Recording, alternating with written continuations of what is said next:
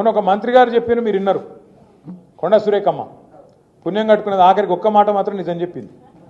మా ప్రభుత్వంలో ఫైళ్లు కదలాలంటే మంత్రులు చేయి దడపందే కాదు, కానీ నేను ఒక్కదాన్ని మాత్రం మంచిదాన్ని మా వాళ్ళు అందరూ లంగాలని చెప్పింది. ఆమె నిజాయితీ, ఆమె సంగతి నాకు తెలియదు కానీ మాట మాత్రం చెప్పింది, ఖుల్లా చెప్పింది.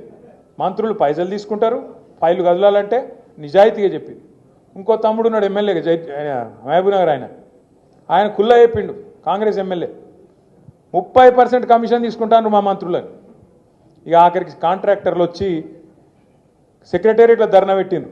ఉప ముఖ్యమంత్రి బట్టి విక్రమార్క ఛాంబర్ ముంగట 20% కమిషన్ 30% కమిషన్ నీకిస్తే మాకేం మిగులుతుందిరా భయ్ అని చెప్పి వాళ్ళు.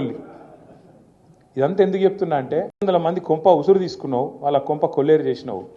500 మంది అన్నదాతలు ఆత్మహత్య చేసుకుంటే ముఖ్యమంత్రి గారు అందాల పోటీలో బిజీగా ఉన్నాడు, రివ్యూ చేసే టైం లేదు. కల్లాల వడ్లు అట్లే ఉన్నాయి, కొనటోడు లేడు, కాంట పెట్టేటోడు లేడు, పట్టించుకున్నోడు లేడు. ఇప్పటికే అమ్మిన కాడికి పాపం మిల్లర్లకు అమ్ముకున్నారు, ఇప్పటికే 40-50% అమ్ముకున్నారు. ఆడనో ఈడనో 10% 20% కొన్నారు, కానీ దాన్ని పట్టించుకున్నోడు లేడు. వానలు పడుతున్నాయి, కళ్ళాలల్లా వడ్లు కొట్టుకుపోయే పరిస్థితున్నది. ధాన్యం మొలకలెత్తి రైతు ఆగమై రోడ్డు మీద పడే పరిస్థితున్నది. అడిగినోడు లేడు, పట్టించుకున్నోడు లేడు. అడుగుదాం ఎవరినన్నా అంటే ఊళ్ళో సర్పంచ్ లేడు, ఎంపీటీసీ దిక్కు లేడు, జెడ్పీటీసీ లేడు, కౌన్సిలర్ లేడు. కాంగ్రెస్ అని పట్టుకుందామంటే కాగడా పెట్టి ఎతికిన వాడు దొరుకుతలేడు. ఎందుకు బిజీగా ఉన్నారు, ఏడ బిజీగా ఉన్నారు, కాగితాలు పట్టుకొని సెక్రటేరియట్ చుట్టూ గిర్ర గిర్ర గిర్ర తిరుగుతారు. ఏందిరా అంటే ముఖ్యమంత్రి చెప్పిండు నాకు ఓ పని తెచ్చుకోమన్నాడు, మా మంత్రి చెప్పిండు పని తెచ్చుకోమన్నాడు, 4 పైసలు మిగులుతాయన్నారు.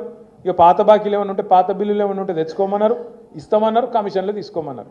ఒకటే పనులు ఉన్నది ప్రభుత్వం మొత్తం, కమిషన్లు కమిషన్లు కమిషన్లు, 20% కమిషన్లు 30% కమిషన్లు.